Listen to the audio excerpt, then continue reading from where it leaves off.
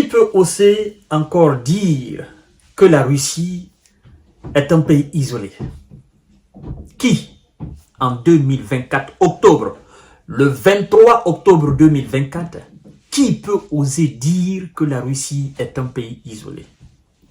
Lorsque les yeux du monde sont braqués sur la Russie, lorsque des centaines de journalistes internationaux sont présents en Russie, les États-Unis, la France, l'Allemagne, la Grande-Bretagne, la Hollande, l'Espagne, le Portugal, l'Italie, le Japon, Vietnam, la Corée du Sud, mesdames et messieurs, le Danemark, la Suède, la Finlande, je vous dis plus de 100 et quelques médias.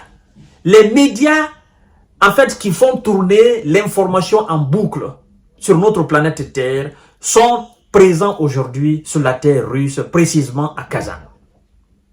Voici donc la photo qui fait peur au bloc occidental. Visionnez très bien cette photo, mesdames et messieurs. La Russie, la Chine, l'Inde, l'Afrique du Sud, le Brésil, l'Égypte, l'Iran, l'Éthiopie, les Émirats Arabes Unis.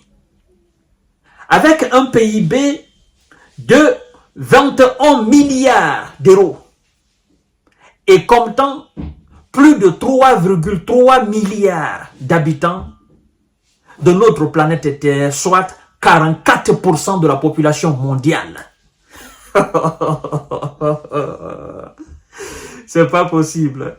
Et je ne vous parle pas des pays et leur PIB et leur population et leur influence qui sont sur la liste d'attente pour intégrer les BRICS.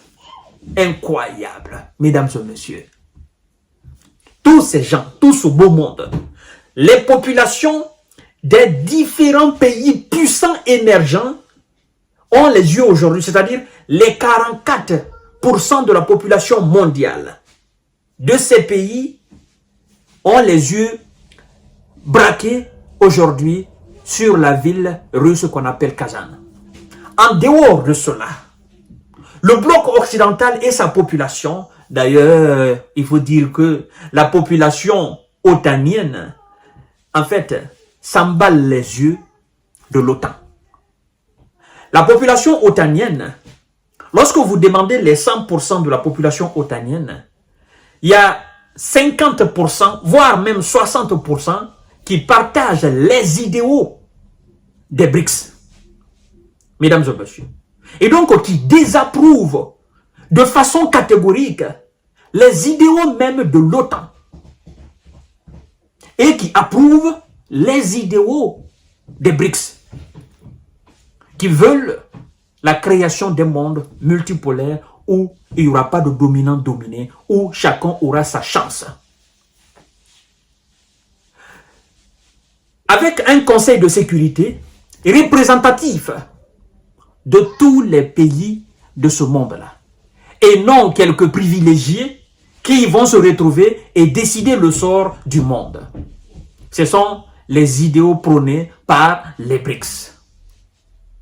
Mesdames et messieurs et mesdemoiselles, les BRICS sont aujourd'hui un fardeau pour le bloc occidental et son hégémonie qui est en train de disparaître complètement de notre planète Terre.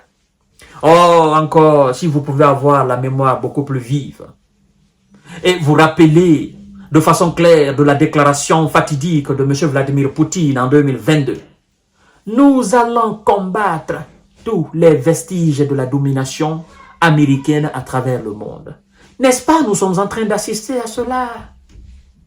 La parole américaine aujourd'hui, l'influence américaine aujourd'hui, les sanctions américaines aujourd'hui, les intimidations américaines aujourd'hui, les trafics d'influence américaine aujourd'hui, la marmaille américaine aujourd'hui n'a plus de poids, ça ne passe plus.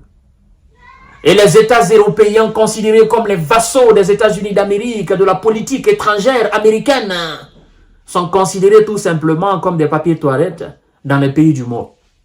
Et surtout du Sud global. mesdames et messieurs et mesdemoiselles. Alors, ces patrons se sont réunis, sont aujourd'hui en sommet en Russie.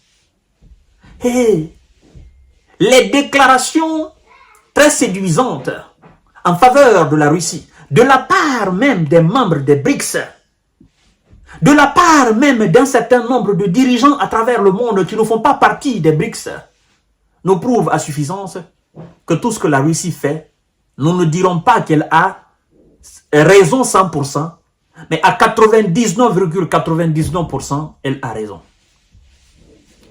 N'est-ce pas?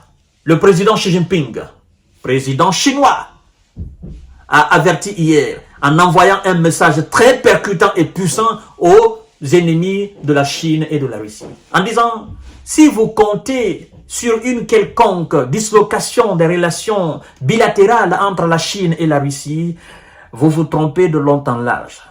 Parce que la Russie et la Chine, comme ça.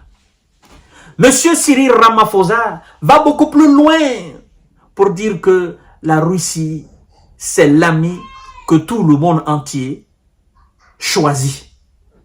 C'est-à-dire, c'est l'ami sincère, honnête dans tout ce qu'elle fait.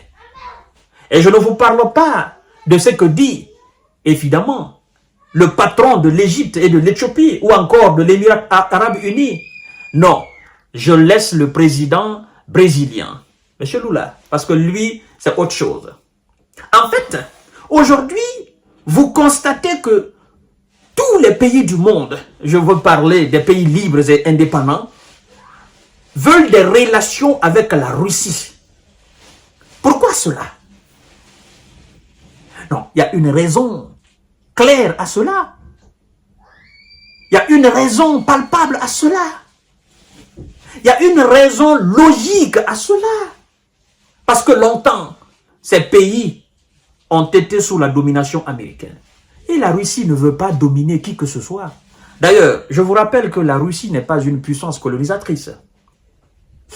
Je ne me rappelle pas. Je ne connais pas le nom du pays sur cette planète Terre que la Russie est colonisée. Je ne sais pas. Moi, je ne connais pas. Peut-être que vous connaissez. Donc, la Russie n'est pas dans cette politique de dominer, de faire peur, d'organiser des coups d'État ou de chasser des chefs d'État. N'est-ce pas? De créer des tensions dans les pays de ce monde afin de profiter de cela. Non. En fait, les alliés de la Russie ont une politique. La politique de business. On entre dans des relations. Vous gagnez, nous gagnons. Dans la paix, dans le respect mutuel, dans la concordance et dans l'harmonie. Oui, vous gagnez, nous gagnons. Et mesdames et messieurs et mesdemoiselles, je vous dis, tous les médias aujourd'hui, que ce soit des médias écrits ou encore télévision, radio, je ne sais, tout le monde parle du sommet des BRICS. Et les responsables otaniens de l'Union européenne demandent aux membres des BRICS d'exercer une pression sur la Russie afin qu'elle quitte le territoire ukrainien. S'il vous plaît, demandez à Vladimir Poutine d'arrêter la guerre. S'il vous plaît, demandez à Vladimir Poutine, oui, de cesser de nous humilier sur le terrain. C'est ce que ça veut dire. C'est ce que ça veut dire. Et, mesdames et messieurs, les mêmes membres des BRICS, se sont impliqués dans la résolution diplomatique et politique de ce conflit russo-occidental sur le territoire ukrainien, mais les mêmes membres des BRICS ont été rejetés par l'Ukraine et par ses alliés. Monsieur le président chinois a envoyé une délégation. L'Inde a dépêché son premier ministre. L'Émirat arabe uni s'est proposé. L'Afrique a envoyé une délégation à la tête de M. Cyril Ramaphosa qui a été rejeté par M. Volodymyr Zelensky. Alors, qu'est-ce que vous voulez? Le président brésilien, il a proposé son aide, sa médiation. Tout a été rejeté. En ce moment, ils se croyaient très forts. Mais puisqu'ils sont rendus compte de leur faiblesse, de leur incapacité à battre la Russie sur le terrain, ce sont les mêmes qui sont en train de pleurer aujourd'hui à la porte des alliés de la Russie afin qu'ils puissent faire pression sur la Russie pour que la situation prenne fin.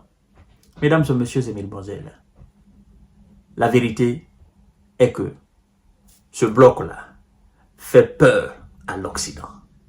Ce bloc-là, c'est l'avenir du monde. Ce bloc-là,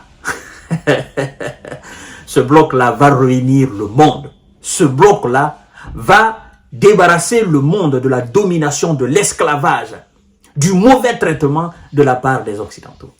Ce bloc-là est l'alternative pour un monde sain, pour un monde meilleur, pour un monde vraiment équilibré. Je vous donne rendez-vous tout à l'heure pour notre série d'informations décortiquage. Partagez la vidéo dans tous les groupes possibles. Merci beaucoup.